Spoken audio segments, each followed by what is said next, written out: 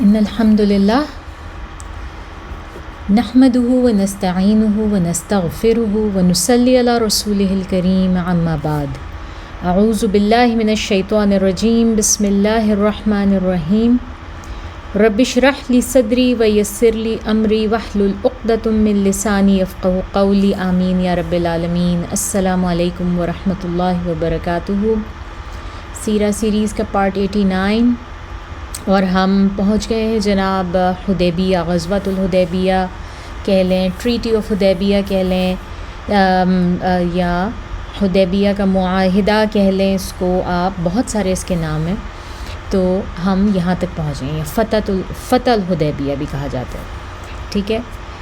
اور ہم بات کر رہے تھے، لاسٹ پارٹ میں ہم نے بات کی تھی جہاں پر رسول صلی اللہ علیہ وسلم نے بیسکلی واپسی کا ارادہ کر لیا، معاہدہ طے پا گیا، اور اس کی روح سے ان کو اس سال ہر حالت میں واپس جانا تھا، اور وہ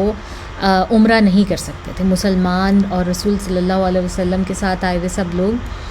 کوئی بھی جو ہے وہ عمرہ نہیں کر سکتا تھا، تو ان سب کو ہر حالت میں اس سال واپس جانا ہی جانا تھا۔ اور رسول صلی اللہ علیہ وسلم نے سب کو حکم دیا اور کہ تیار ہو جاؤ، ہمیں واپس جانا ہے، اپنے سر منڈواؤ، قربانی کرو، اور احرام سے باہر آ جاؤ، اور ہم سب نے واپس جانا ہے۔ لیکن کوئی بھی شخص جو ہے وہ تیار نہیں ہوا، یہاں تک کہ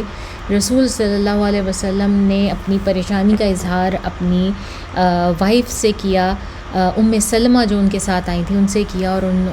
انہوں نے مشورہ دیا کہ آپ خود کیجئے پہلے یہ کام، اور دیکھیے پھر آپ کے پیچھے یہ سب کے سب چلیں گے۔ یہ سب صرف اور صرف ایک شوق میں ہے اس وقت، یہ ایک بہت بھاری معاہدہ ساتھ لے کر جا رہے ہیں، اور جو کرنے آئے تھے وہ کر نہیں پائے ہیں، تو یہ سب کے سب غم و غصے میں ہیں۔ آپ انہیں اگنور کریں اور پلیز آپ جو ہیں وہ آگے کنٹینیو کریں۔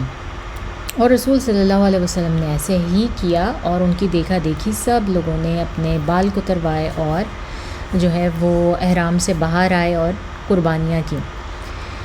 چھوٹے چھوٹے واقعات جو حدیبیہ میں کچھ ہوئے، ہمیں ہر واقعے کی ڈیٹیل تو نہیں پتہ، کیونکہ ہم دیکھتے ہیں کہ تقریباً اگر ہم سارا وقت ملائیں جب سے مسلمان نکلے تھے مدینہ سے، اور اس سے لے کر واپسی مدینہ تک تقریباً 6 ہفتے جو ہے وہ لگتے ہیں مسلمانوں کو اس پورے سفر میں، اس پوری مہم میں۔ تو اس پورے ٹائم میں جو ہے کئی ظاہر بہت ہر روز کے حساب سے کافی کچھ پیش آیا ہوگا، تو ہمیں سب کچھ نہیں پتہ، لیکن ہمیں چیدہ چند واقعات پتہ ہیں جن سے کہ ہم بہت ہی فقہی مسائل بھی اخذ کرتے ہیں، اور اپنی زندگی میں آنے والے عام مسائل بھی جو ہیں وہ بھی ان سے اخذ کرتے ہیں۔ اسی میں سے جو ہے نا وہ ایک مسئلہ یہ ہے، یا ایک چھوٹی سی کہانی جو ہے وہ میں آپ کو سناتی ہوں۔ وہ یہ ہے کہ اب یہ لوگ جس وقت یہاں پر حدیبیہ میں موجود تھے، تو یہاں پر ایک روز ایسا ہوا کہ جو ہے وہ بارش ہوئی، ٹھیک ہے، اور حدیبیہ میں رہتے ہوئے بارش ہوتی ہے، اور کافی زیادہ بارش ہوتی ہے، اور اتنی بارش ہوتی ہے، اور یہ رات کا وقت ہے کہ یہ لوگ اپنے خیموں سے باہر نہیں نکل پاتے بالکل بھی، اور جس جگہ انہوں نے جو ایک جگہ مخصوص کی ہوتی ہے کہ وہاں سب لوگ اکٹھے نماز پڑھیں گے، وہاں ظاہر پانی کھڑا ہو جاتا ہے۔ تو جب فجر کی اذان ہوتی ہے، تو جب اس میں کہا جاتا ہے نا حی علی الصلاح، حی علی الفلاح، تو اس وقت جو ہے وہاں پر تکبیر رسول صلی اللہ علیہ وسلم نے چینج کروائی اور کہا حی علی صلو فی بیوتکم، یعنی کہ آپ لوگ جو ہیں وہ اپنی مقاموں پر اور اپنی جگہ پر جو ہیں وہ نماز ادا کریں، اور ایسا مدینہ میں بھی ہو چکا۔ اور جو ہے اسی طرح سے یہ دوران یہ حدیبیہ کا سارا جو مہم چل رہی ہے اس وقت بھی اس طرح سے جو ہے یہ پیش آیا۔ تو ان سب لوگوں نے اور رسول صلی اللہ علیہ وسلم نے بھی اپنے اپنے مقامات پر ہی جو ہے وہ نماز فجر ادا کی۔ اچھا، اب یہ بارش ہو رہی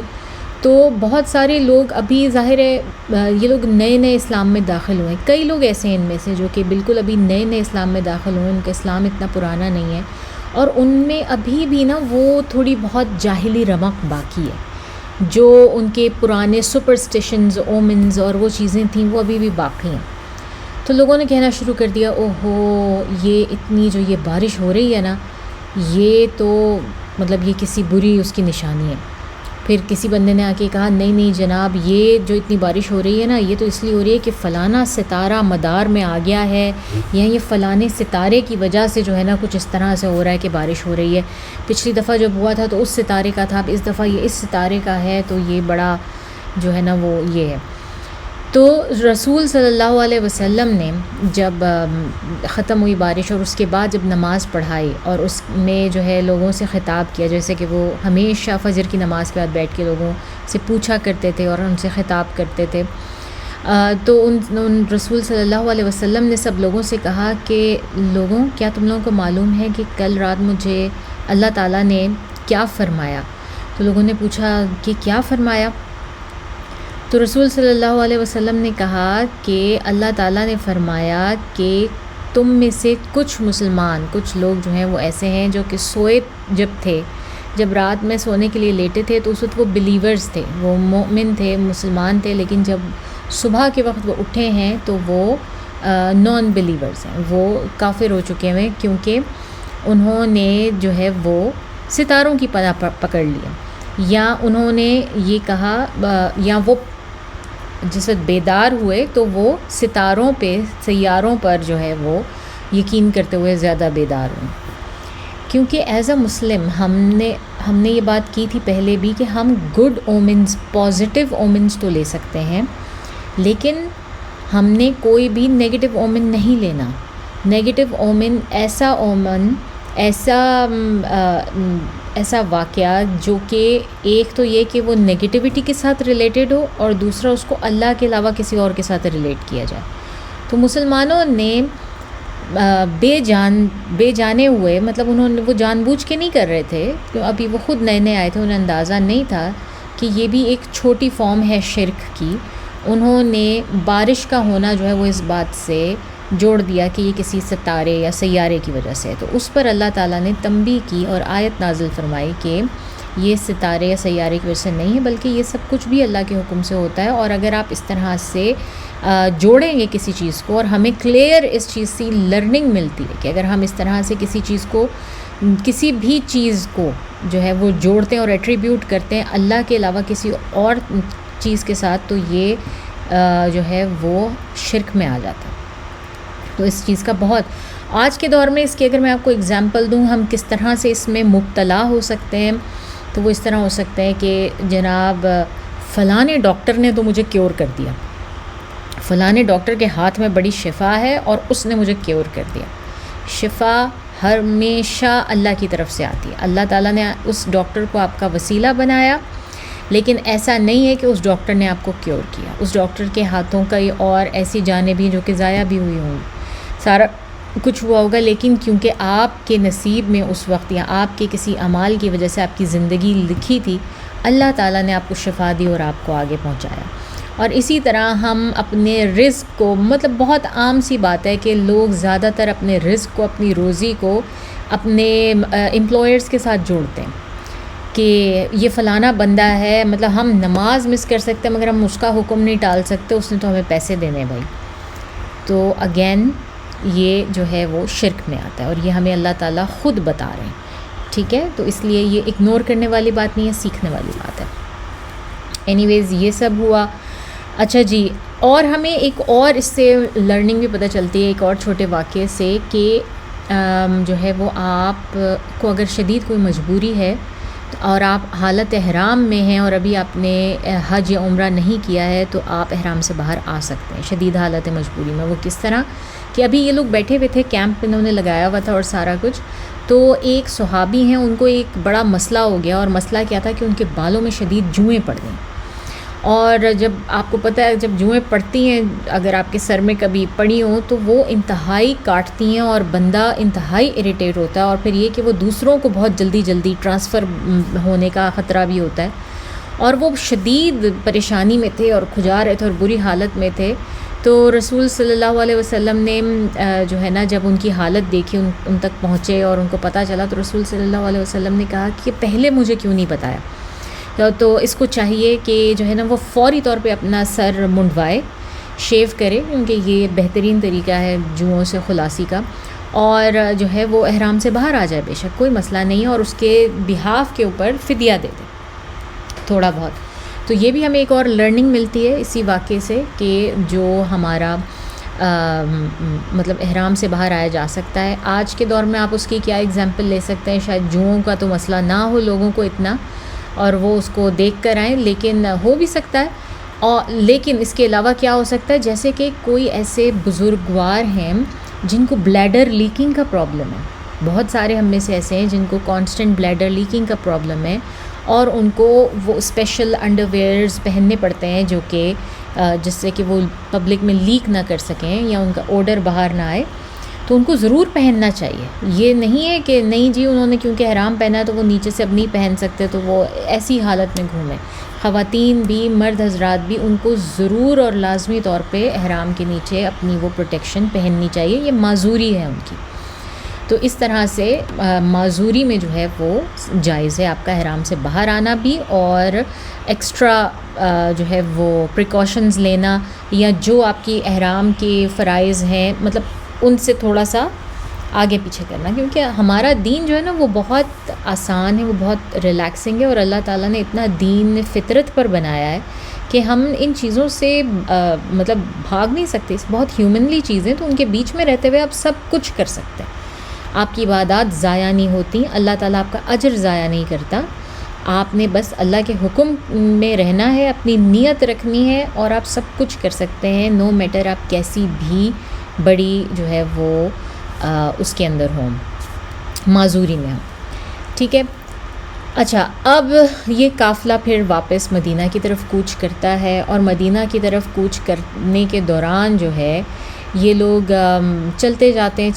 اور رسول صلی اللہ علیہ وسلم کی نا عادت تھی کہ وہ رات کے وقت زیادہ ٹریول کیا کرتے تھے، کہ جتنا ہو سکتا تھا وہ رات کے وقت کوچ کرتے تھے. اور یہ ان کی ایک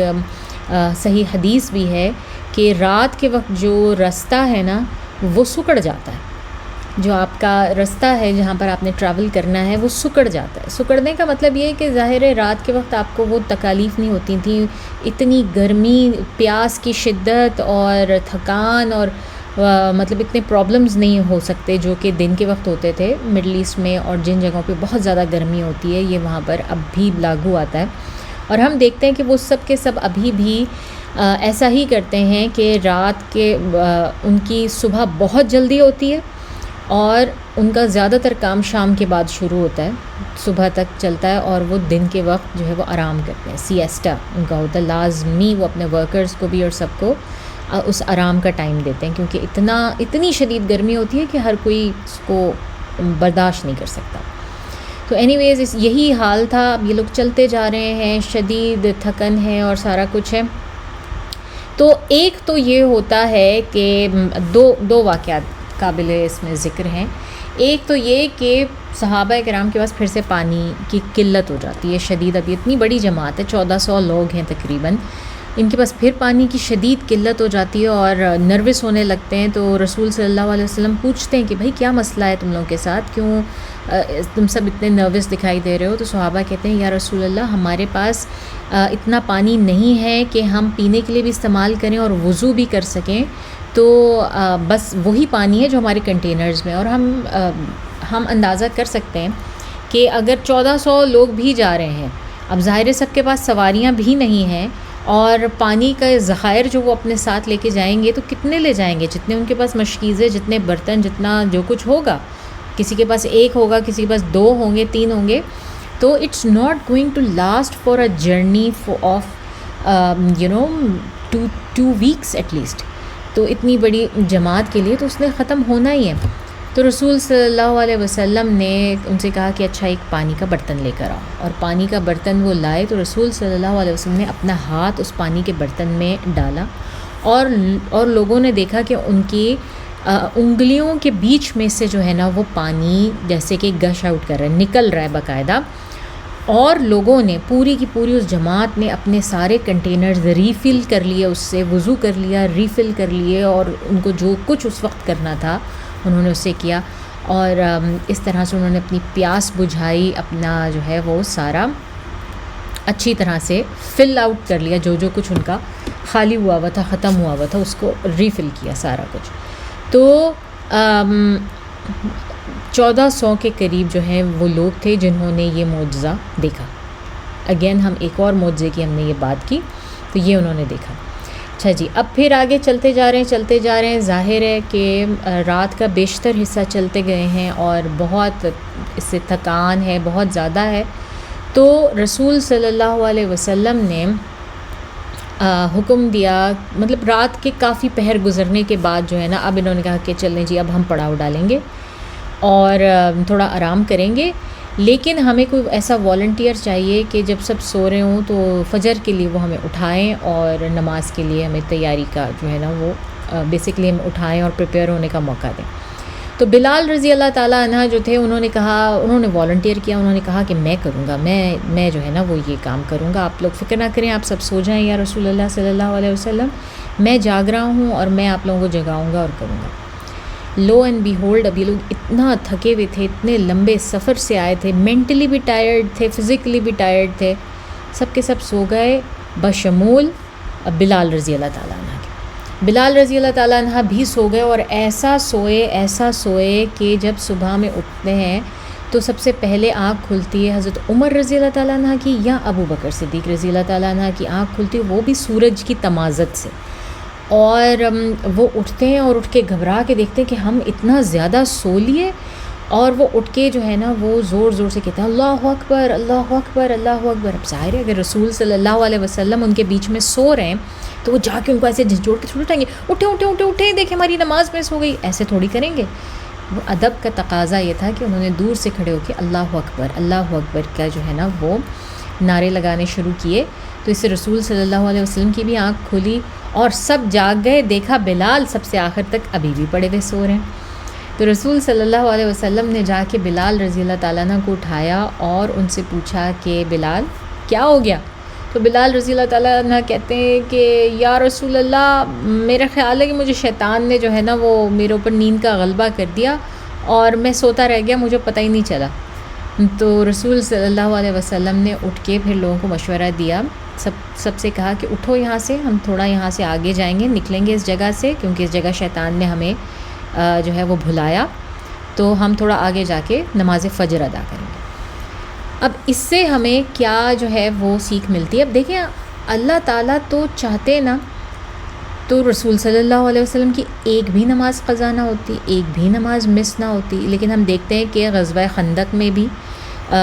جو ہے وہ عصر کی نماز ڈیلے ہو گئی تھی، اور اب یہ جو ہے وہ فجر میں ڈیلے ہو گئی، مس ہو گئی لٹرلی. اللہ تعالیٰ چاہتے تو کیا جبرائیل امین کو بھیج کر رسول صلی اللہ علیہ وسلم کو اٹھا کے اور ان سے نماز نہیں پڑھوا سکتے تھے؟ بالکل پڑھوا سکتے تھے. لیکن یہ اللہ تعالیٰ کی رحمت ہے، یہ ہے رحمت للعالمین، یہ ہمارے لیے ہے، کیونکہ اللہ تعالیٰ کو پتہ تھا کہ یہ جو لوگ ہیں، ہم جیسے جو ناکارہ لوگ ہیں، ہم نے تو مس کرنا ہی کرنا ہے، ہم نے تو اوور سلیپنگ کرنی ہے. ہم نے کوئی کتنا بھی اچھا مسلمان کیوں نہ ہو،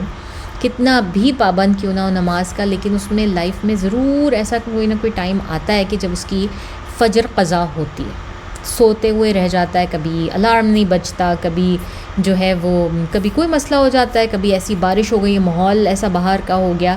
کہ سورج جو نظر آنا تھا آپ کو اور پتہ لگنا تھا وہ ہوا ہی نہیں، اور آپ اسی اس میں رہ گئے کہ بھائی رات ہی رات چل رہی ہے.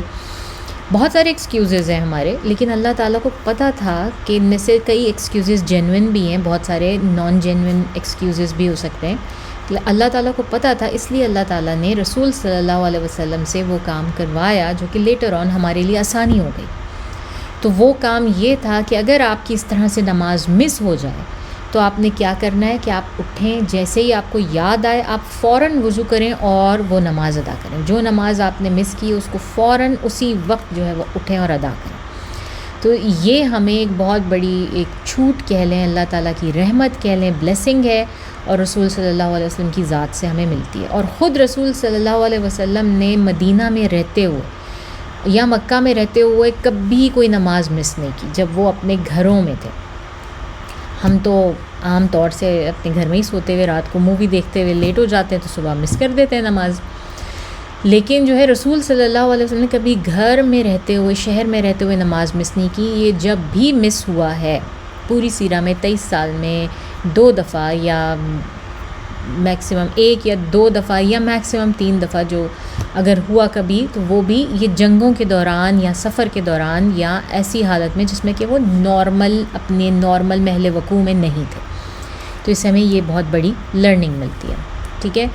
تو اب یہ لوگ جو ہیں وہ واپس مدینہ پہنچ جاتے ہیں. اچھا، ابھی بھی سفر میں ایک اور واقعہ بھی ہوتا ہے،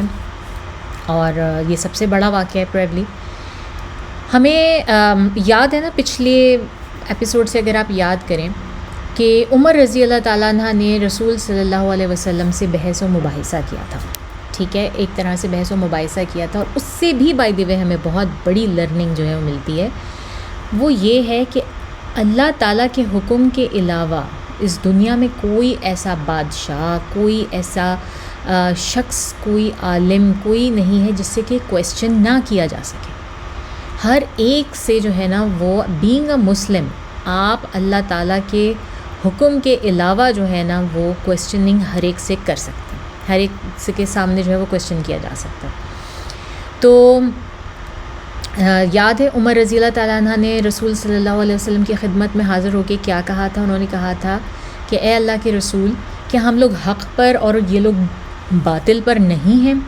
آپ صلی اللہ علیہ وسلم نے فرمایا کیوں نہیں؟ انہوں نے کہا کیا ہمارے مقتولین جنت میں اور ان کے مقتولین جہنم میں نہیں ہے؟ آپ صلی اللہ علیہ وسلم نے فرمایا کیوں نہیں؟ پھر انہوں نے کہا کہ پھر کیوں ہم اپنے دین کے بارے میں دباؤ قبول کریں اور ایسی حالت میں پلٹیں کہ ابھی اللہ نے ہمیں اور ہمارے اور ان کے درمیان ابھی فیصلہ بھی نہیں فرمایا. آپ صلی اللہ علیہ وسلم نے فرمایا اے ابن الخطاب، عمر رضی اللہ تعالیٰ عنہ کو ان کے والد کے نام سے پکارا، کہ میں اللہ کا رسول ہوں اور اس کی نافرمانی نہیں کر سکتا. ہم بیت اللہ کی زیارت کریں گے اور اس کا طواف ضرور کریں گے. اللہ تعالیٰ جو ہے وہ میری مدد کرے گا اور وہ ہرگز مجھے ضائع نہ کرے گا. تو اس پر پھر انہوں نے اپنی اسٹریٹجی چینج کی تھی حضرت عمر رضی اللہ تعالیٰ عنہ نے، اور کہا تھا تو آپ صلی اللہ علیہ وسلم نے کیا فرمایا نہیں تھا کہ ہم بیت اللہ کا طواف کریں گے اور زیارت کریں گے اور وہاں پر ہم قربانی کریں گے؟ تو رسول صلی اللہ علیہ وسلم نے پھر فرمایا تھا کہ ہاں کیوں نہیں، میں نے کہا تھا بالکل، لیکن کیا میں نے یہ بھی کہا تھا کہ ہم اسی سال کریں گے؟ انہوں نے کہا نہیں. تو آپ صلی اللہ علیہ وسلم نے فرمایا تو بہرحال تم بیت اللہ تک پہنچو گے اور اس کا طواف ضرور کرو گے. اس کے بعد حضرت عمر رضی اللہ تعالیٰ عنہ بڑے غم و غصے میں جو ہے وہ ابو بکر صدیق کے پاس گئے تھے، اور انہوں نے بھی ایسی ہی باتیں کی تھی، بلکہ بڑا جوش میں اور بڑے غصے میں کی تھی، اور ان کو بالکل جو ہے نا وہ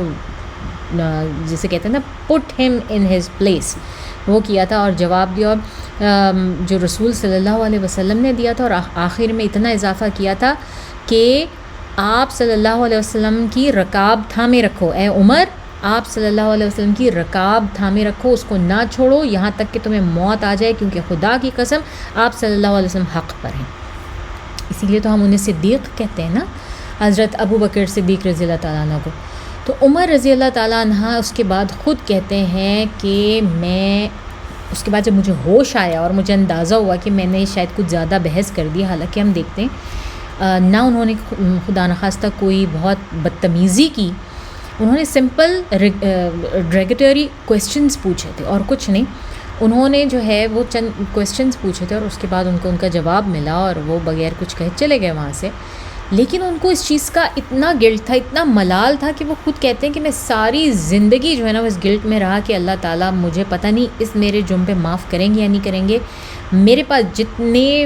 غلام تھے وہ میں نے آزاد کر دیے اور میں اپنے آپ کو گڈ ڈیڈز میں اچھی سے اچھے کاموں میں بڑھاتا رہا، کیونکہ رسول صلی اللہ علیہ وسلم نے کہا ہے کہ آپ کے برے کاموں کو آپ کے اچھے کام جو ہیں وہ مٹا دیتے ہیں. تو وہ کہتے ہیں میں ساری زندگی اپنے آپ کو جو ہے نا وہ اس گلٹ سے آزاد نہیں کر سکا، اور اس کے لیے میں جو کر سکتا تھا وہ میں کرتا رہا. اور پھر وہ مزید بتاتے ہیں کہ اس دن جو ہے جب ہمارا قافلہ واپسی میں کوچ کر رہا تھا تو میں قافلے کے بالکل پیچھے چل رہا تھا، اور رسول صلی اللہ علیہ وسلم کی بھی عادت تھی کہ وہ سب لوگوں کو گزار کے ایک کیپٹن آف دا شپ کی طرح سب سے پیچھے الگ وہ چلا کرتے تھے. تو حضرت عمر رضی اللہ تعالیٰ عنہ کہتے ہیں کہ اس دن میں اپنی شرمندگی اور گلٹ میں اور اس انتظار میں کہ شاید مجھے کوئی موقع ملے اور میں جا کے رسول صلی اللہ علیہ وسلم سے پرسنلی معافی مانگوں اپنے ایٹیٹیوڈ کی، تو میں بالکل پیچھے، میں ان سے بھی پیچھے چل رہا تھا قافلے میں. اور جو ہے اس سے پہلے کہ میں ان کے قریب مطلب اس سے پہلے کہ کچھ اور ہوتا، تو عمر رضی اللہ تعالیٰ عنہ کہتے ہیں کہ میں ان سے بھی پیچھے چل رہا تھا اور میں نہیں چاہتا تھا کہ میری ان سے نظریں ملیں نا، میری طرف وہ دیکھیں. میں اتنا امبیرس تھا جو کچھ میں نے کہا، جو کچھ میں نے کیا، اور مجھے بہت ڈر تھا کہ اب رسول صلی اللہ علیہ وسلم مجھ سے ناراض نہ ہو جائے، مجھ سے اللہ تعالیٰ ناراض نہ ہو جائے. تو کہتے ہیں میں نے بڑی ہمت کی، میں نے اپنا کیمل جو ہے نا وہ ذرا تیز کر کے ان کے قریب آیا اور میں نے آ کے ان کو سلام کیا، اور مجھے کوئی جواب نہیں ملا. رسول صلی اللہ علیہ وسلم نے کوئی جواب نہیں دیا. کہتے ہیں پھر میں نے دوسری دفعہ سلام کیا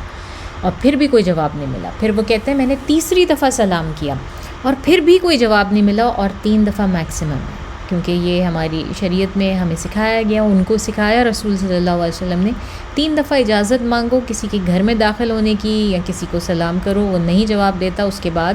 واپس پلٹ جاؤ، اپنے دل میں کوئی برا خیال نہیں لاؤ، ان کی کوئی مجبوری بھی ہو سکتی ہے. تو حضرت عمر رضی اللہ تعالیٰ عنہ کہتے ہیں اب تو ایسے کہ میں سمجھ گیا کہ رسول صلی اللہ علیہ وسلم مجھ سے بڑے ناراض ہو گئے اور ان کے اوپر وحی آنے والی ہے، اور مجھے تو اپنے جان مال اور ایمان کا جو ہے وہ بری طرح سے جو ہے نا وہ وقتہ پڑ گیا ایک طرح سے، اور میں نے واپس اپنے اونٹ کی رفتار بہت ہی سلو کر لی اور میں پھر اور پیچھے چلا گیا. اور رسول صلی اللہ علیہ وسلم نے یہ بالکل ان لائکلی ہے کہ رسول صلی اللہ علیہ وسلم کسی کے سوال کا جواب نہ دیں یا سلام کا جواب نہ دیں، یہ بالکل ان لائکلی ہے ان کے لیے. تو اصل میں ہو یہ رہا تھا کہ اس وقت رسول صلی اللہ علیہ وسلم کے اوپر جو ہے وہ وحی نازل ہو رہی تھی، اور وہ وحی کیا تھی؟ وہ تھی سورۃ الفتح. سورۃ الفتح جو ہے نا وہ اس ٹریول کے دوران، اور پوری کی پوری سورۃ الفتح ان صورتوں میں سے ہے جو کہ پوری کی پوری ایک ہی وقت میں جو ہے نا وہ نازل ہوتی ہیں. اور یہ بھی 30 صورتوں کی جو ہے نا وہ آیت ہے، 30 آیتوں کی سورہ ہے جو کہ اس وقت نازل ہوئی پوری کی پوری. اچھا، اب جب یہ نازل ہوئی نا تو اب رسول صلی اللہ علیہ وسلم نے اپنا سر اٹھایا اور اٹھا کر کہا عمر کہاں ہیں؟ تو انہوں نے کہا کہ یا رسول اللہ وہ تو کہیں قافلے میں پیچھے رہ گئے ہیں کہیں پر. تو رسول صلی اللہ علیہ وسلم نے ایک بندے کو بھیجا، اس نے کہا جاؤ عمر کو ڈھونڈ کے لاؤ، بلا کر لاؤ. تو لوگ جو ہیں وہ عمر کی تلاش میں گئے، اور جب وہ شخص پہنچا ان کے پاس تو عمر رضی اللہ تعالیٰ عنہ کہتے ہیں کہ میرا تو دم نکل گیا جب اس نے مجھے بتایا کہ رسول اللہ صلی اللہ علیہ وسلم آپ کو یاد فرما رہے ہیں. تو کہتے ہیں میرا تو دم نکل گیا، اور میں نے کہا عمر تمہارے ماں باپ جو ہے نا تمہارا مرنا دیکھیں، تمہارا مرنے کو یا تمہارے لاس کو جو ہے نا وہ اس پہ روئیں پیٹیں، کیونکہ اب تو یا تو جو ہے وہ میرے خلاف کوئی قرآن میں آ گئی ہے، آیت آ گئی ہے، اور اللہ تعالیٰ نے مجھے زبردست قسم کا ریپریمنڈ کیا ہے اور مجھے اپنی رحمت سے جو ہے نا وہ خارج نہ کر دیا. مطلب یہ عمر رضی اللہ تعالیٰ عنہ کی تھاٹس ہیں اپنے جینون کویسچنز کے اوپر. کوئی ان کا کویسچن ہم ایسا نہیں دیکھتے کہ جس پر ہم یہ کہیں کہ انہوں نے بہت بدتمیزی کی یا انہوں نے لائن کراس کی. آج کل کے دور کے حساب سے دیکھیں تو ہم بالکل بھی نہیں دیکھتے، بالکل بھی نہیں ہو ایسا. لیکن یہ کہ عمر رضی اللہ تعالیٰ وہ اتنے جو ہیں وہ شرمندہ ہیں اور اتنے وہ ہیں کہ وہ یہ سارا کچھ سوچ رہے ہیں. خیر وہ جلدی سے جاتے ہیں رسول صلی اللہ علیہ وسلم کے پاس. رسول صلی اللہ علیہ وسلم کہتے ہیں کہ جو ہے نا عمر خوشیاں مناؤ اور خوش ہو جاؤ کہ اللہ تعالیٰ نے جو ہے نا وہ سورہ فتح نازل کی اور اللہ تعالیٰ نے ہمیں ایک بہت بڑی فتح جو ہے نا اس سے نوازا. تو عمر رضی اللہ تعالیٰ عنہ اس وقت بھی سوال ان سے رہا نہیں جاتا، وہ ایک دم سے سوال کرتے ہیں یہ فتح ہے ہماری رسول اللہ صلی اللہ علیہ وسلم، کیا یہ ہماری فتح ہے؟ تو رسول صلی اللہ علیہ وسلم کہتے ہیں، قسم کھا کے کہتے ہیں واللہ یہ ہماری فتح ہے. تو اس پر نہ جانتے ہوئے بھی کلیریفیکیشن ابھی نہیں ملی ہے عمر رضی اللہ تعالیٰ عنہ کو، مگر وہ زور زور سے نعرے لگانے شروع کر دیتے ہیں اور کہتے ہیں کہ ان کی آواز بہت اونچی تھی، اللہ اکبر اللہ اکبر. اور وہ اپنے گھوڑے اپنے جس اونٹ پر سوار ہیں کبھی اس کو آگے بھگاتے ہیں کبھی پیچھے بھگاتے ہیں اور لوگوں کو خوشخبری دیتے ہیں اللہ اکبر اللہ اکبر، اللہ نے ہمیں بہت بڑی فتح نصیب کی اللہ نے. اور سب لوگ حیران پریشان ہیں کہ ایسا کیا ہو رہا ہے اور کیا نہیں ہو رہا. تو اس پر رسول صلی اللہ علیہ وسلم سورہ فتح جو ہے نا وہ سناتے ہیں حضرت عمر رضی اللہ تعالیٰ عنہ کو. ٹھیک ہے. اور خود رسول اللہ صلی اللہ علیہ وسلم کہتے ہیں کہ یہ وہ سورہ ہے جو اللہ تعالیٰ نے اتاری اور یہ مجھے اس دنیا اور آخرت میں، اس دنیا میں جو کچھ بھی ہے نا، مجھے اس سے زیادہ عزیز ہے. سورہ فتح کے بارے میں کہتے ہیں سورہ فتح بہت ساری چیزیں پریڈکٹ کرتی ہے، اور اس میں کچھ فیوچر پریڈکشنز بھی ہیں، اس میں کرنٹ پریڈکشنز بھی ہیں. اس میں ہم نے پہلے بھی بات کی کہ بالکل جو یہ حدیبیہ کا سارا معاملہ تھا اس کی بھی کلیئر جو ہے وہ ایکسپلینیشن ہے، سارا کچھ ہے. تو اور یہ بھی اس میں ہے کہ عن قریب اللہ تعالیٰ آپ کو ایک بہت بڑے مال غنیمت سے، وار بوٹی سے جو ہے وہ نوازے گا. کس طرح، ہم اس کے تھوڑے سے ترجمہ پڑھ کے دیکھ لیتے ہیں. لیکن قرآن جو ہے وہ ترجمہ نہیں ہوتا، قرآن ہی ہے، عربک ہی ہے. تو ہم اس کا ترجمہ کر رہے ہیں، اور میری آپ سب سے درخواست ہے کہ ضرور سورہ فتح پڑھیں اور اس کی تفسیر جانیں، ترجمہ جانیں. آپ ہر چیز سے ریلیٹ کرنا شروع کر دیں گے انشاءاللہ. اوکے، بسم اللہ الرحمن الرحیم. بے شک ہم نے آپ کو کھلم کھلا فتح دی. یہ پہلی آیت ہے سورہ فتح کی. تاکہ آپ کے اگلے اور پچھلے گناہ معاف کر دے اور اپنی نعمت آپ پر تمام کر دے، اور تاکہ آپ کو سیدھے رستے پر چلائے. اب یہ اللہ تعالیٰ جو ہیں وہ ریزن بتا رہے ہیں کہ کیوں یہ سارے سینیریو سے گزرے، حدیبیہ کے سینیریو سے سب لوگ جو ہیں وہ ان کو اللہ تعالیٰ نے کیوں گزارا، اور تاکہ اللہ آپ کی زبردست مدد کرے. ٹھیک ہے، وہی تو ہے جس نے ایمانداروں کے دلوں میں اطمینان اتارا تاکہ ان کا ایمان اور زیادہ ہو جائے. اور آسمانوں اور زمین کے لشکر سب اللہ ہی کے ہیں، اور اللہ خبردار حکمت والا ہے. یہاں پر بھی اللہ تعالیٰ بتا رہے ہیں کہ جو وہ اتنے بڑے معاہدے سے پلٹ آئے اور ان کے ایمان نہیں ڈگمگائے، جو کہ بالکل قریب تھے کہ ڈگمگا جاتے، وہ بھی اس لیے تھا کہ اللہ تعالیٰ نے ان کو جو ہے ان کے ایمانوں کو مضبوط رکھا. وہ چیز بھی آپ اپنے آپ سے ایٹریبیوٹ نہیں کر سکتے، میرا ایمان تو جی، یا اس بندے کا ایمان تو بڑا ہوا ہے. نہیں جی، وہ بھی اللہ تعالیٰ کی توفیق ہے. جتنی توفیق ہے اتنا آپ کا ایمان ہے، نہ آپ اس سے زیادہ ہو سکتے نہ اس سے کم ہو سکتے. تاکہ ایمان والے مردوں اور عورتوں کو بہشتوں میں داخل کرے جن کے نیچے نہریں بہہ رہی ہوں گی، اور ان میں ہمیشہ رہیں گے، اور ان پر سے ان کے گناہ دور کر دے گا، اور اللہ کے ہاں یہ بڑی کامیابی ہے. اب اللہ تعالیٰ نے ریزن بتا دی اس سورہ کے شروع میں ہی کہ اس لیے میں نے تم لوگوں کو اس آزمائش سے گزارا تھا، اس کا ریزن یہ تھا، اور یہ اس کا ریوارڈ ہے. اور تاکہ منافق مردوں اور عورتوں کو اور مشرک مردوں اور عورتوں کو عذاب دے جو اللہ کے بارے میں برا گمان رکھتے ہیں. انہی پر بری گردش ہے. اللہ نے ان پر غضب نازل کیا اور ان پر لعنت کی، اور ان کے لیے دوزخ تیار کر رکھا ہے، اور وہ بہت برا ٹھکانہ ہے. اور اللہ ہی کے سب لشکر آسمانوں اور زمین میں ہیں، اور اللہ بڑا غالب حکمت والا ہے. بے شک ہم نے آپ کو گواہ بنا کر بھیجا اور خوشخبری دینے والا اور ڈرانے والا. رسول صلی اللہ علیہ وسلم کے بارے میں فرما رہے ہیں، تاکہ تم اللہ پر اور اس کے رسول پر ایمان لاؤ اور اس کی مدد کرو اور اس کی عزت کرو، صبح و شام اس کی پاکی بیان کرو. بے شک جو لوگ آپ سے بیعت کر رہے ہیں وہ اللہ ہی سے بیعت کر رہے ہیں، اور انہی کے ہاتھوں پر اللہ کا ہاتھ ہے. پس جو اس عہد کو توڑ دے گا سو اس تو توڑنے والے کا وبال خود اسی پر ہوگا، اور جو وہ عہد پورا کرے گا جو اس نے اللہ سے کیا ہے سو ان قریب وہ اسے بہت بڑا اجر دے گا. یہ ہم بیت الرضوان کی بات کر رہے ہیں اس آیت میں.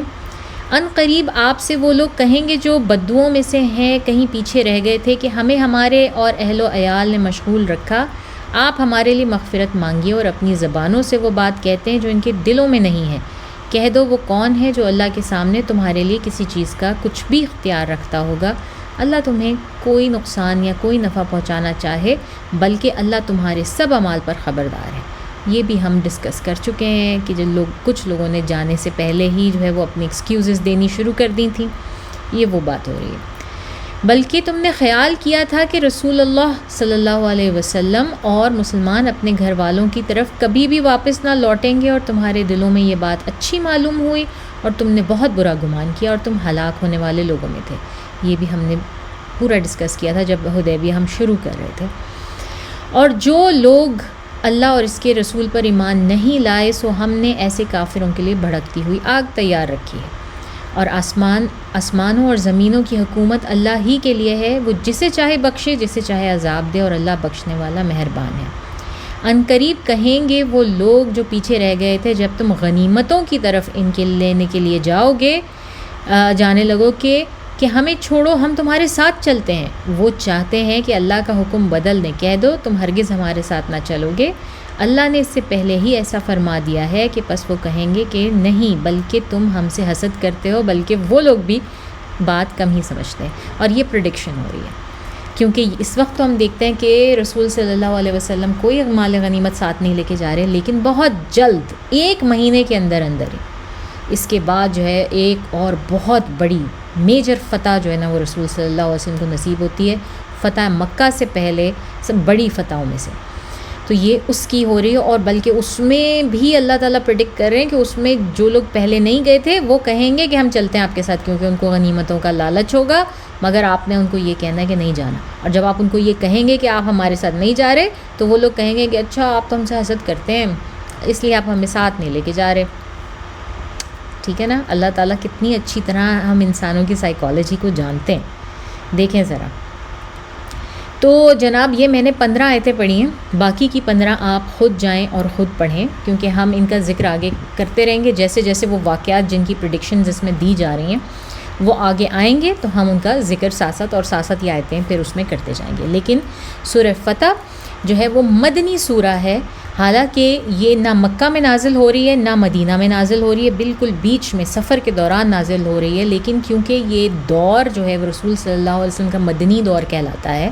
جس میں وہ ہجرت کر چکے ہیں، تو یہ ہجرت کے بعد کی سورہ، اس لیے ہم اس کو مدنی سورہ کہتے ہیں، اور یہ پوری کی پوری اس وقت میں ایٹ اے ٹائم نازل ہوتی ہے۔ اچھا جی، اب ہم آگے چلتے ہیں۔ اب یہ جو میں آپ کو قصہ سنانے جا رہی ہوں نا، یہ one of my really favourites, جو آپ کہہ لیں سیرہ میں جتنے بھی واقعات اور کہانیاں آتی ہیں نا، ان میں سے یہ میرا بہت ہی favourite, I don't know why, لیکن یہ مجھے بہت پسند ہے۔ اب یہ لوگ مدینہ پہنچ جاتے ہیں اور جا کے بیٹھے ہیں وہاں پر، اور اس کے بعد جو ہے ٹریٹی ہو گئی ہے، اب سکون ہے، امن میں ہے، اب کوئی قافلوں کے اوپر لوٹ مار نہیں کر رہے مسلمان جس طرح پہلے کرتے تھے، کوئی ادھر ادھر وہ فی الحال نہیں ہو رہا۔ تو ایک شخص جو ہے نا وہ مکہ سے بھاگ کر ہجرت کر کے مدینہ آتا ہے مسلمان ہو کر۔ اس شخص کا نام ہے ابو بصیر، اور اس کی کہانی بہت انٹرسٹنگ ہے کہ یہ پہلا مہاجر ہے جو کہ یہ صلح حدیبیہ ہونے کے بعد جو ہے وہ مدینہ آتا ہے رسول صلی اللہ علیہ وسلم، اور یہ آ کے مدینہ میں کچھ روز رہتا ہے، اور رسول صلی اللہ علیہ وسلم اس کو کچھ نہیں کہتے، وہ جانتے ہیں، ان کو پتہ چل جاتا ہے کہ ہاں یہ شخص مکہ سے آیا ہے، مگر وہ کچھ نہیں کہتے ابو بصیر کو، اور رہتے ہیں۔ اب 2-3 دن کے بعد جو ہے نا وہ دیکھتے ہیں کہ پیچھے ہی قریش، اور یہ شخص غالباً جو ہے وہ بنو ثقیف سے اس کا تعلق ہے، تو کچھ دن کے بعد یعنی ابو بصیر کے آنے کے 2-3 دن کے بعد جو ہے نا قریش اپنے 2-3 لوگوں کو بھیجتے، 2 بندوں کو بھیجتے ہیں ایمسریز کو، اس شخص کو واپس لانے کے لیے۔ اب یہ لوگ آتے ہیں اور آ کے جو ہے نا وہ کہتے ہیں رسول صلی اللہ علیہ وسلم کو کہ آپ کو معلوم نہیں ہے کہ ہمارا آپ سے معاہدہ ہوا ہے، معاہدے کی روح سے جو شخص بھی وہاں سے آئے گا آپ اسے واپس کر دیں گے۔ تو رسول صلی اللہ علیہ وسلم جو ہیں وہ بلاتے ہیں ابو بصیر کو اور کہتے ہیں کہ یہ 2 لوگ تمہیں جو ہے نا وہ قریش سے لینے کے لیے آئے ہیں، اور تمہیں معلوم تھا کہ ہمارے درمیان معاہدہ ہوا ہے، قریش کے درمیان اور مسلمانوں کے درمیان، تو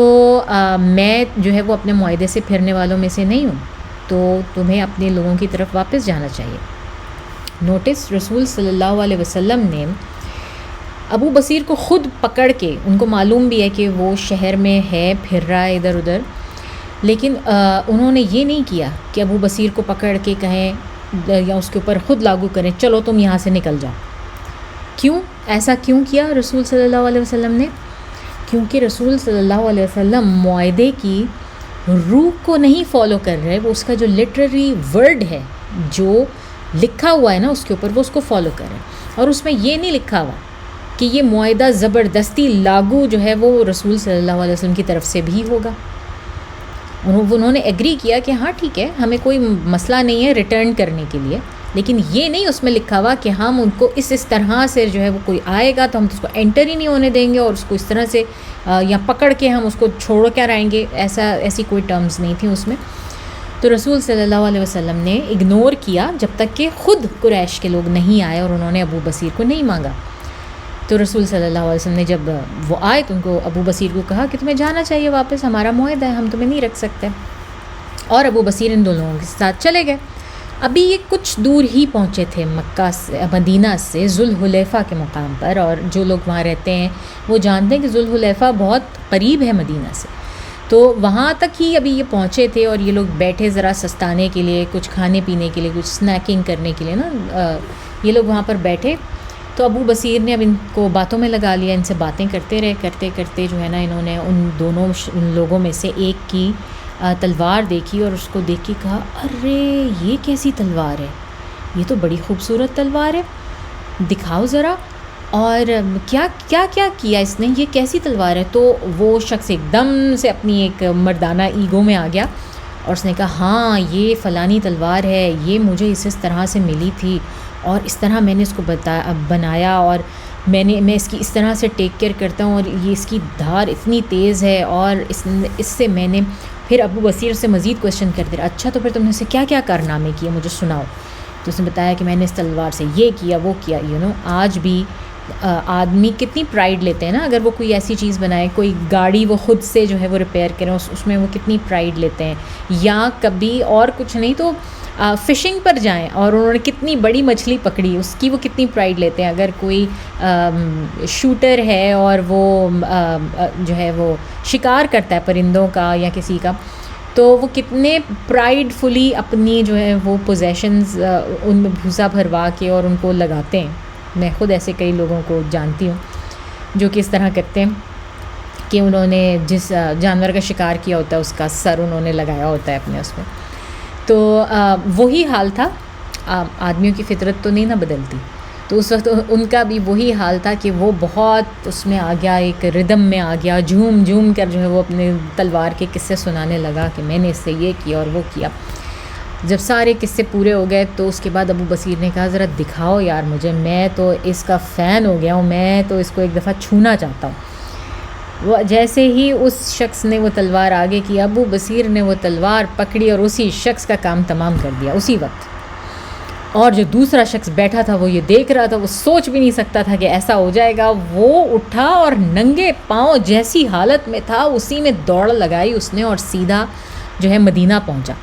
اور رسول صلی اللہ علیہ وسلم ابھی اپنی اسی گیدرنگ میں بیٹھے ہیں جس میں سے انہوں نے جانے کا کہا تھا ابو بصیر کو. ابھی وہ اسی طرح سے جو ہے نا وہ اپنی گیدرنگ میں بیٹھے ہوئے ہیں، اپنے صحابہ کرام کے ساتھ بیٹھے ہوئے ہیں،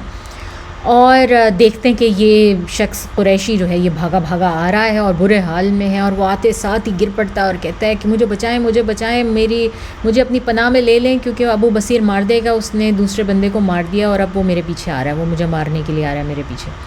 تو رسول اللہ صلی اللہ علیہ وسلم یہ سب دیکھ رہے ہیں اور منٹوں سیکنڈوں میں ابو بصیر بھی پہنچ جاتے ہیں تلوار لے کے پیچھے پیچھے، اور آتے ساتھ ہی جو ہے نا وہ کہتے ہیں کہ یا رسول اللہ آپ نے اپنا کام پورا کیا، آپ کی جو ذمہ داری تھی آپ نے اپنا عہد پورا کیا، آپ نے اپنے عہد میں کوئی کمی نہیں کی اور مجھے یہاں سے بھیج دیا اور میں یہاں سے چلا بھی گیا. اب رستے میں نے ان کے ساتھ کیا کیا، میں واپس نہیں جاؤں گا مکہ، چاہے کچھ ہو جائے، چاہے مجھے اس کے لیے ان کو قتل کرنا پڑے. تو اب یہ میرا اور ان کا معاملہ ہے. تو جو ہے اللہ کے رسول یہ دیکھ کر جو ہے وہ ایک دم ان کا جو اس وقت جو ان کا ریاکشن ہے نا وہ بڑا ہی مزے کا. رسول اللہ صلی اللہ علیہ وسلم جو ہے نا وہ ذرا سا مسکراتے ہیں اور مسکرانے کے ساتھ جو ہے وہ ایک ایسا پوئٹک جملہ بولتے ہیں، مطلب جس طرح آپ شاعرانہ قسم کا جملہ بولتے ہیں جس کو بہت ہی مشکل ہے ٹرانسلیٹ کرنا کسی بھی زبان میں، لیکن اگر ہم کریں تو اس کی مطلب اتنی اچھی ٹرانسلیشن نہیں بنتی اور اکثر لوگوں کو سمجھ میں بھی نہیں آتی. وہ اس طرح سے وہ اس کی ٹرانسلیشن اس طرح بنتی ہے کہ بربادی ہو اس بندے کی ماں کی، یہ تو بہت ہی بڑا لڑاکا ہے، یہ تو بہت ہی زبردست قسم کا جنگجو ہے، اگر اسے کوئی ساتھی مل جائے تو یہ تو جنگ کی آگ ہی بھڑکا دے. کیا ہی اچھا ہو کہ اس کو ہمارے علاوہ مطلب کیا ہی اچھا ہو کہ اس کو کوئی اور مدد کر دے.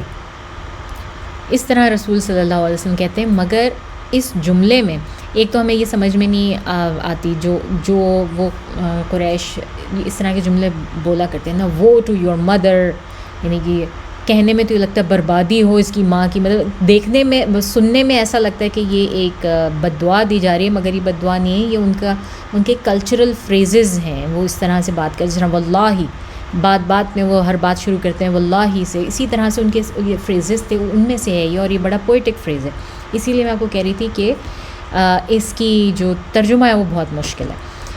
تو اس طرح سے رسول صلی اللہ علیہ وسلم نے فرمایا۔ اب ڈائریکٹلی جو ہے وہ رسول صلی اللہ علیہ وسلم نے یہ بھی نہیں اس کو کہا کہ تم نے بڑا اچھا کام کیا، مگر اس کے کام کی تعریف بھی کر دی، اس کو یہ بھی بتا دیا کہ کس زبردست ماں کا بیٹا ہے، کہ جو ہے یہ تو بہت زبردست وارئر ہے کہ اس نے یہ کام کیا۔ اور آپ یاد کریں نا، کچھ دن پہلے ہی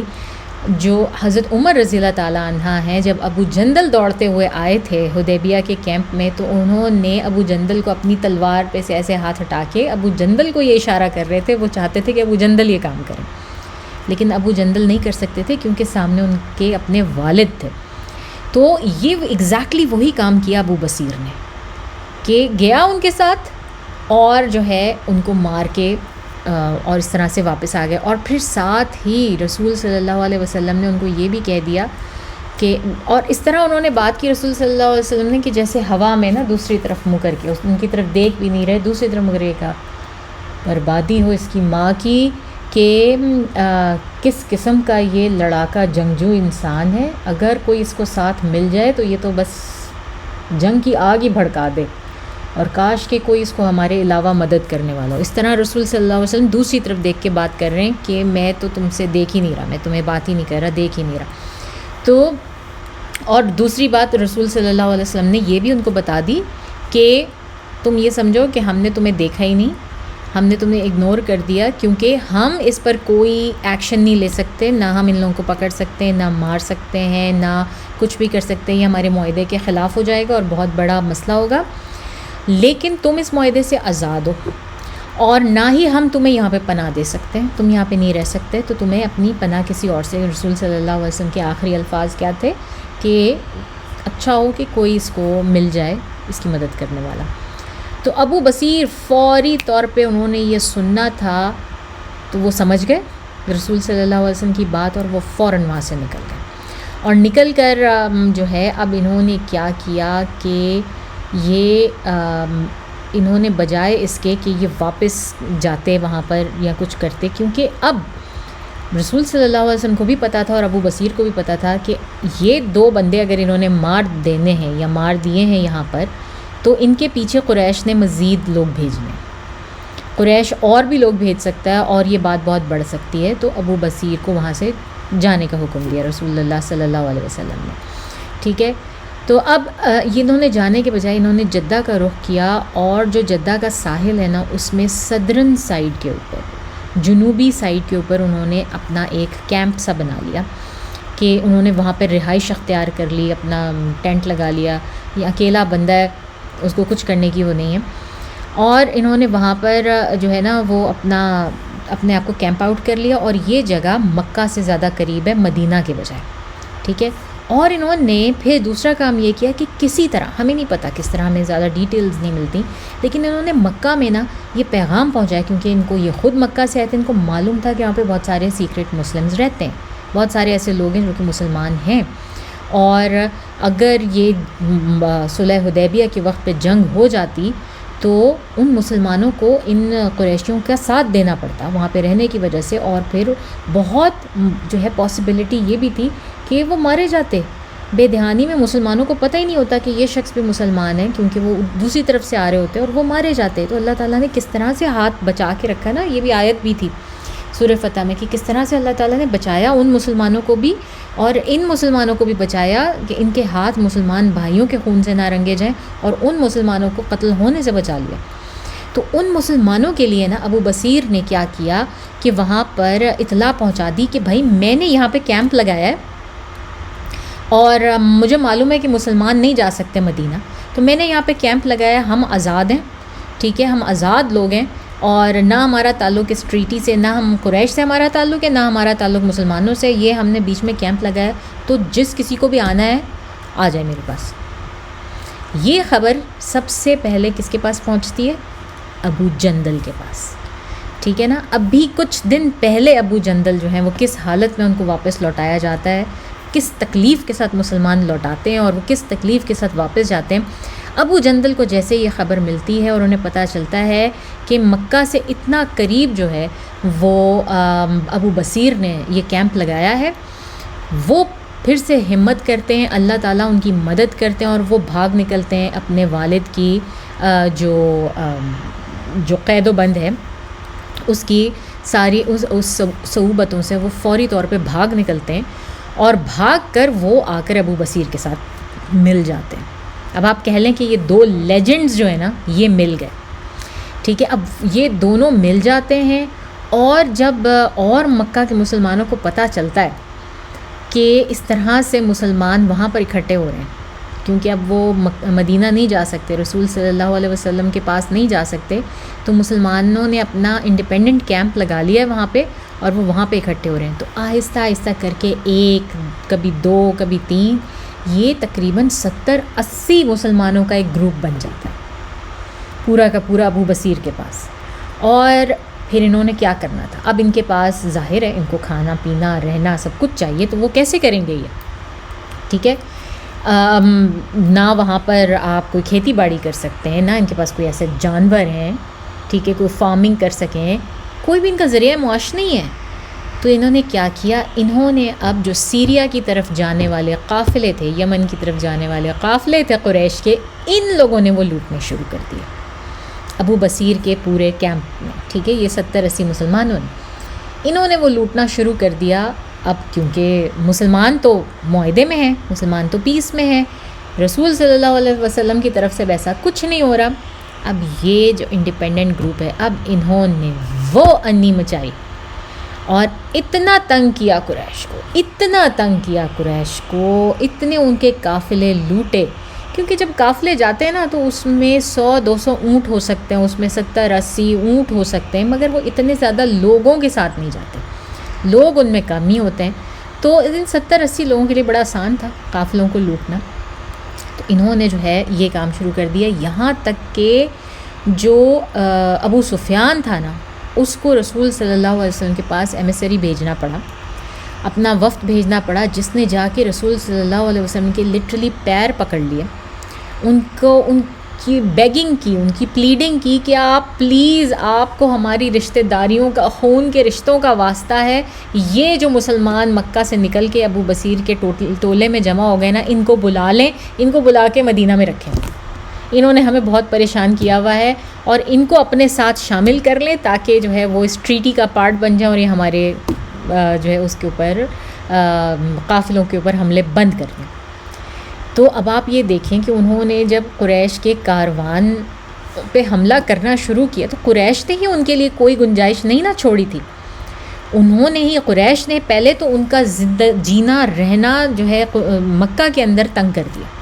وہ اپنی مرضی سے عبادت نہیں کر سکتے، وہ اپنی مرضی سے یہ نہیں کہہ سکتے کہ یہ ہمارا خدا ہے، نہیں جی، آپ کو مکہ میں رہنا ہے، آپ نے زبردستی وہی کرنا ہے جو وہاں کے لیے حکم ہے ان لوگوں کا، ٹھیک ہے۔ تو وہ ان کو مکہ میں امن سے نہیں رہنے دے رہے، وہ ان کو مدینہ نہیں جانے نہیں دے رہے شہر سے کہ بھائی وہ نکل جائیں اور اپنی زندگی جی لیں، ٹھیک ہے، نہ آپ ہمیں تنگ کرو، نہ ہم آپ کو تنگ کریں، آپ اپنی زندگی جیو، ہم اپنی زندگی جئیں۔ قریش یہ بھی نہیں ان کو کرنے دے رہے، ٹھیک ہے۔ اور پھر کسی قسم کا ان کے پاس جو ہے کوئی لائیولیہوڈ نہیں ہے، تو ان کے پاس اور کیا چوائس تھی؟ اور I think they did it rightfully, ان کا حق بنتا تھا کہ اب وہ قریش کے قافلوں کو لوٹیں، اور انہوں نے کیا۔ اور تو اور اب آپ یہ دیکھیں کہ یہ پہلی فتح تھی حدیبیہ کے بعد، اللہ تعالیٰ نے جو سورہ فتح نازل کی، تو کیا یہ پہلی فتح نہیں تھی مسلمانوں کی کہ سب سے پہلے ابو جندل کو ہی واپس کیا تھا نا، اور سب سے پہلے اللہ تعالیٰ ابو جندل کو ہی نکال رہے ہیں وہاں سے، ابو جندل کو ہی نکال رہے ہیں، اور وہ جا کے ابو بصیر سے ملتے ہیں۔ اب ناؤ یہ آپس میں مل کر ایک طاقت بن جاتے ہیں، قوت بن جاتے ہیں، اس طرح قافلوں کو لوٹ لوٹ کے اب یہی ان کا گزر بسر ہے. ان کو پوری ایک تعداد مل جاتی ہے, 70-80 مسلمان ان کے ساتھ اکٹھے ہو جاتے ہیں, اور یہ خود ایک پورا قافلہ یہ اپنی ایک انڈیپینڈنٹ اسٹیٹ بنا لیتے ہیں وہاں پر. ٹھیک ہے, اور اس انڈیپینڈنٹ اسٹیٹ کا کوئی تعلق نہیں ہے نہ قریش کے ساتھ نہ مسلمانوں کے ساتھ, تو ان کے اوپر کوئی ٹریٹی لاگو ہی نہیں ہوتی. اس پورے معاہدے کی جو حدیبیہ کا معاہدہ تھا اس کی کوئی شق ان کے اوپر لاگو نہیں ہوتی. اس لیے انہوں نے جو کیا, اور یہ سب سے بڑی فتح تھی, مطلب پہلی فتح تھی, ناٹ دا بگیسٹ ون, لیکن یہ پہلی فتح تھی. اور یہ اللہ تعالیٰ جو ہے ایک پلاننگ انسان کرتے ہیں اور ایک پلاننگ اللہ تعالیٰ کرتے ہیں. مکر اللہ و خیر الماکرین جو آیت ہے, تو وہی بات ہے کہ کس طرح اللہ تعالیٰ نے نکالا ابو جندل کو, اور اس طرح نکالا کہ وہ نہ صرف نکلے وہاں سے بلکہ وہ ایک لیجنڈ بن گئے. لوگ ان کے قصے کہانیاں سنانے لگے کہ وہ اس طرح سے جو ہے وہ پائرٹس بن گئے وہاں کے اس وقت ٹائم کے. تو جناب اس طرح سے ہوا, اور قریش نے جو ہے وہ اس طرح پھر ان لوگوں کو رسول صلی اللہ علیہ وسلم کے پاس اپنا ایمیسری بھیجا کہ بھائی پلیز آپ ان لوگوں کو اپنے ساتھ شامل کر لیں, ہمیں کوئی اعتراض نہیں ہے, اور ان کو رکھ لیں مدینہ میں, ہمیں نہیں چاہیے یہ واپس, اور بس ان کو روک دیں کہ ہمارے قافلوں پہ حملے نہ کریں. تو رسول صلی اللہ علیہ وسلم نے اپنا وفد بھیجا ابو بصیر کے پاس, اور ان سے کہا کہ آ جاؤ تم لوگ, اب مدینہ میں تمہارے لیے کھلا. لیکن ایسا ہوتا ہے کہ اس وقت ابو بصیر جو ہے یا تو وہ بہت شدید بیمار ہو جاتے ہیں, یا ان کو کوئی ایسا زخم لگا ہوا ہے کہ جو کہ نہیں بھرتا, اور اس سے پہلے کہ وہ مدینہ کی طرف کوچ کرتے وہ اللہ کی طرف کوچ کر جاتے ہیں, ان کی ڈیتھ ہو جاتی ہے. اور وہ ایک لیجنڈری حیثیت سے جو ہے وہ جا کے کبھی مسلمانوں کے ساتھ نہیں رہے, رسول صلی اللہ علیہ وسلم کی جو ہے وہ انڈر نہیں رہے زیادہ, لیکن وہ اتنا چھوٹا سا ان کا کردار ہے سیرہ میں, لیکن بڑا خوبصورت. مجھے یہ کہانی نا ان کی بہت مزے کی لگتی ہے, رابن ہوڈ ٹائپ, بلکہ رابن ہوڈ کی بھی کہانی کیا مزے کی ہوگی, جو مجھے لگتا ہے کہ یہ بالکل ایک مووی کا پلاٹ ہے لٹرلی. تو اس طرح سے وہ وہاں رہ جاتے ہیں, لیکن ابو جندل جو ہیں وہ ان کی سربراہی میں یہ پورا کا پورا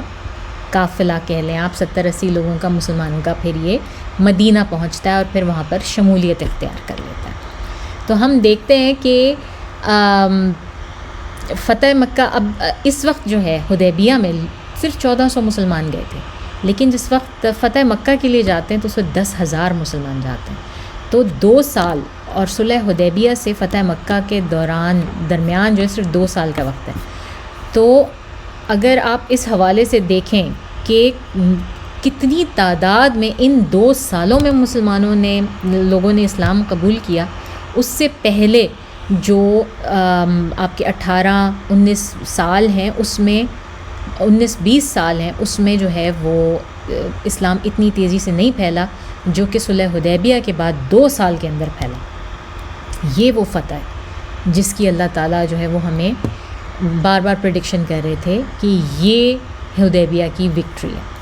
ٹھیک ہے,